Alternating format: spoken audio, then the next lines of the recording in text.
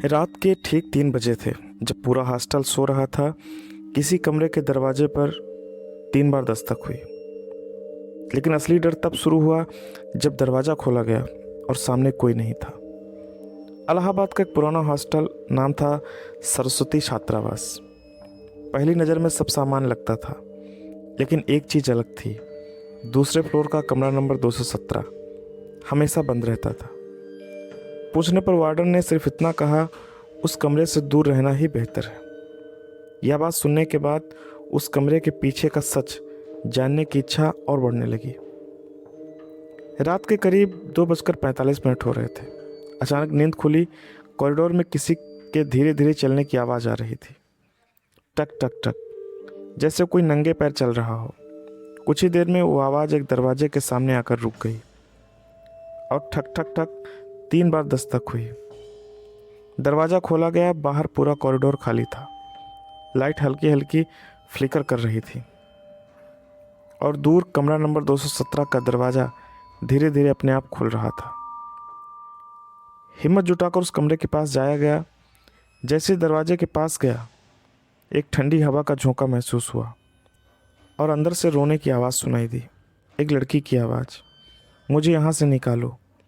कमरे के अंदर झांक कर देखा गया तो कोई दिखाई नहीं दिया, लेकिन दीवार पर खून से लिखा हुआ था, डोंट स्टे हियर। अचानक दरवाज़ा जोर से बंद हो गया और अंधेरा छा गया।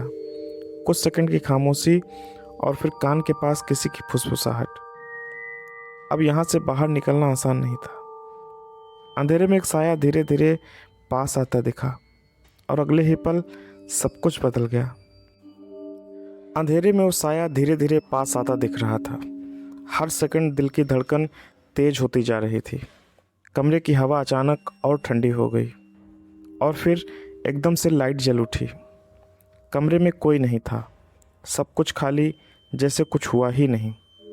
लेकिन दीवार पर लिखा वो खून अब धीरे धीरे ताज़ा होने लगा था, जैसे अभी भी लिखा गया हो। अगले दिन हॉस्टल के एक पुराने कर्मचारी से बात हुई। चेहरे पर डर साफ दिख रहा था। काफ़ी देर चुप रहने के बाद आखिर सच सामने आया।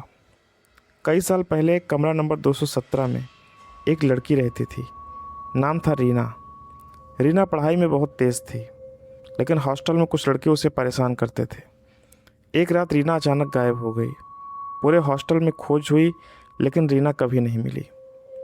कुछ दिनों बाद कमरा नंबर 217 के अंदर से बदबू आने लगी।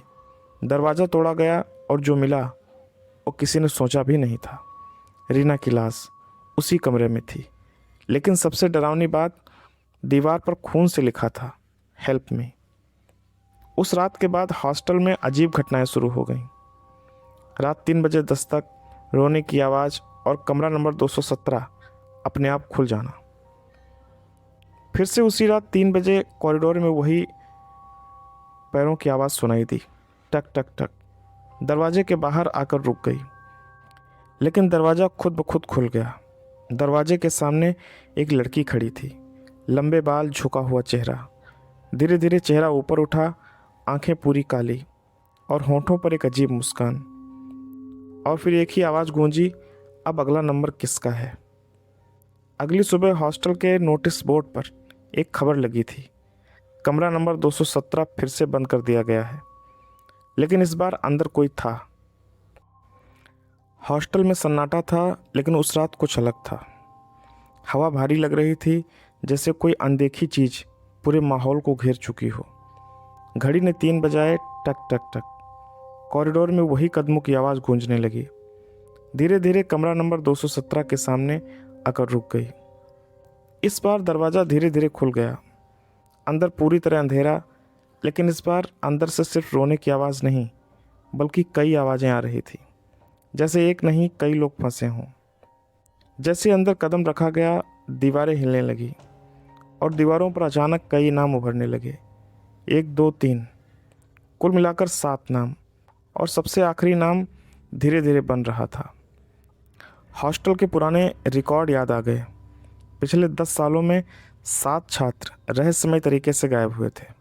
कभी कोई सुराग नहीं मिला। अचानक रीना की आवाज़ गूंजी, लेकिन इस बार आवाज़ बदल चुकी थी, गुस्से और दर्द से भरी हुई। कोई यहाँ से बाहर नहीं जाता। अंधेरे से एक साया निकला, धीरे धीरे साफ हुआ। वो सिर्फ रीना नहीं थी, उसके पीछे और भी साए खड़े थे। वो सभी इस कमरे का हिस्सा बन चुके थे। कमरे का दरवाज़ा अचानक बंद हो गया और दीवार पर आखिरी नाम पूरा हो गया, 8वां नाम। अगली सुबह हॉस्टल में अफरा तफरी मच गई। एक और छात्र गायब था। कमरा नंबर 217 फिर से बंद कर दिया गया। कुछ दिनों बाद नए छात्र का एडमिशन शुरू हुआ। सब कुछ सामान लग रहा था, लेकिन दूसरे फ्लोर पर कमरा नंबर 217 के दरवाजे पर अब एक नया नाम लिखा था और अंदर से फिर वही आवाज़ आई, अगला कौन है। हॉस्टल में सब कुछ सामान दिख रहा था। नए छात्र आ चुके थे। हंसी, बातचीत, पढ़ाई जैसी उस जगह पर कुछ हुआ ही नहीं। लेकिन दूसरे फ्लोर का कॉरिडोर अब भी उतना ही ठंडा था। अजीब बात थी, रात के करीब 2:50 हो रहे थे। एक एक करके कई कमरों की लाइट्स अपने आप बंद होने लगीं। पूरा फ्लोर धीरे धीरे अंधेरे में डूब गया। घड़ी ने 3 बजाए और उसी पल कमरा नंबर 217 का दरवाज़ा धीरे धीरे खुल गया। इस बार कोई आवाज़ नहीं, कोई पैरों की आवाज़ नहीं, बस एक गहरी खामोशी। कॉरिडोर में एक नया छात्र खड़ा था, जैसे किसी ने बुलाया हो। आंखें खाली, चेहरे पर कोई भाव नहीं। धीरे धीरे कदम 217 की तरफ बढ़ने लगे। जैसे ही दरवाजे के पास पहुंच गया, अंदर का नज़ारा बदल चुका था। अब वो कमरा वैसा नहीं था। दीवारें काली हो चुकी थीं और हर दीवार पर उंगलियों के निशान, जैसे अंदर से निकलने की कोशिश की गई हो। दीवार पर लिखे नाम अब 7 नहीं थे, 8, 9, 10। हर कुछ सेकंड में एक नया नाम जुड़ रहा था। अचानक कमरे के अंदर से फुसफुसाहट शुरू हुई, पहले धीमी फिर तेज। आ जाओ, यहाँ आ जाओ, बाहर कोई नहीं है। कॉरिडोर में खड़ा छात्र अब पूरी तरह उस आवाज़ के कंट्रोल में था। दरवाजे के बिल्कुल सामने आकर रुक गया और धीरे धीरे सिर ऊपर उठाया। आंखें पूरी काली हो चुकी थीं। अचानक कमरे के अंदर खड़े साए दरवाजे के पास आने लगे। 1, 2, 3। अब वो साए कमरे के अंदर तक सीमित नहीं थे, धीरे धीरे बाहर आने लगे। पूरे हॉस्टल में अचानक दरवाजे अपने आप खुलने लगे। कहीं से रोने की आवाज़, कहीं से हंसी, और हर कमरे की दीवार पर एक ही शब्द उभरने लगा, 217। कॉरिडोर के बीच में अब कई छात्र खड़े थे। सबकी आंखें काली, सब एक ही दिशा में देख रहे थे, कमरा नंबर 217। और उसी पल अंदर से एक तेज आवाज़ गूंजी, अब दरवाज़ा हमेशा खुला रहेगा। हॉस्टल अब हॉस्टल नहीं रहा। हर दीवार, हर कमरा जैसे किसी एक ही चीज़ के कब्जे में आ चुकी थी। रात के 3 बज चुके थे, लेकिन इस बार अंधेरा सिर्फ एक कमरे में नहीं था। पूरा फ्लोर, पूरा बिल्डिंग, धीरे धीरे सब काले साए में बदल रहे थे। कॉरिडोर में खड़े छात्र अब इंसान के जैसे नहीं लग रहे थे।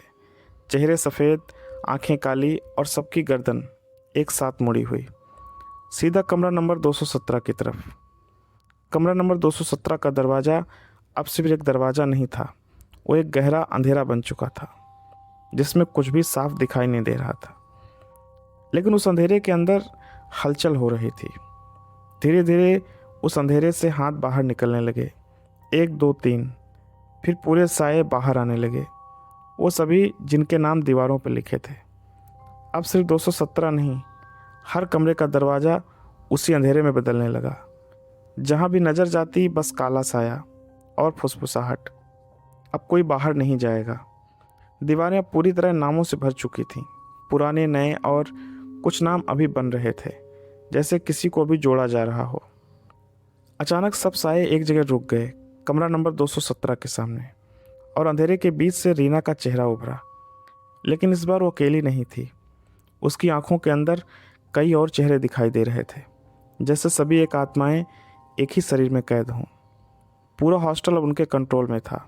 हर दरवाज़ा, हर आवाज़ और हर साया, सब कुछ उसी इशारे पे चल रहा था। कॉरिडोर में खड़े सभी छात्र धीरे धीरे एक साथ आगे बढ़ने लगे, एक ही दिशा में, उस अंधेरे की तरफ। अचानक पूरे हॉस्टल की लाइट एक साथ जल उठी और उसी पल हर छात्र के चेहरे पर एक ही मुस्कान थी, डरावनी और अस्वाभाविक। और फिर एक साथ सबके मुंह से एक ही आवाज़ निकली, अब ये जगह कभी खाली नहीं रहेगी। हॉस्टल अब पूरी तरह बदल चुका था। न कोई बाहर जा पा रहा था, न कोई अंदर आने की हिम्मत कर रहा था। हर दरवाज़ा, हर रास्ता सीधे उसी अंधेरे की तरफ जाता था। फिर से वही समय, रात के 3 बजे। लेकिन इस बार खामोशी भी डरावनी लग रही थी, जैसे कुछ बड़ा होने वाला हो। अचानक कमरा नंबर 217 के अंदर की दीवारें हिलने लगी और एक एक करके सारे साए सामने आने लगे। सभी गायब हुए छात्र, सभी फंसी हुई आत्माएं। बीच में रीना खड़ी थी, लेकिन इस बार चेहरे पर गुस्सा नहीं, दर्द था। और फिर एक आवाज़ गूंजी, यह सब शुरू नहीं हुआ था, इसे शुरू किया गया था। अचानक दीवार पर पुराने दृश्य उभरने लगे। वो रात जब रीना को उस कमरे में बंद कर दिया गया था, कुछ लोगों ने मिलकर उसे डराया, सताया और उसी डर में उसकी मौत हो गई। उस दिन के बाद कमरा नंबर 217 सिर्फ एक कमरा नहीं रहा, वो एक जाल बन गया जहां हर आने वाला उस दर्द का हिस्सा बनता गया। लेकिन इस बार कुछ अलग हुआ। अचानक दीवारों पर लिखे नाम धीरे धीरे मिटने लगे। रीना की आवाज़ फिर गूंजी, सच सामने आ चुका है, अब फैसला होना बाकी है। पूरा हॉस्टल हिलने लगा। सारे साए जैसे किसी फैसले का इंतजार कर रहे हों। और एक तेज चीख के साथ सब कुछ सफ़ेद रोशनी में बदल गया। अगली सुबह हॉस्टल पूरी तरह शांत था। सब कुछ सामान जैसे कुछ हुआ ही नहीं। लेकिन दूसरे फ्लोर पर कमरा नंबर 217 अब खुला हुआ था। अंदर कुछ भी नहीं था, न साए, न नाम, न अंधेरा। बस दीवार पर हल्के से एक नया शब्द उभरा, फिनिश्ड। कुछ कहानियाँ खत्म नहीं होती, बस थोड़ा वक्त लेती हैं फिर से शुरू होने में। अगर ये कहानी हमारी आपको अच्छी लगी तो इसको लाइक करें, हमारे चैनल को सब्सक्राइब करें और अपने दोस्तों में से शेयर करें।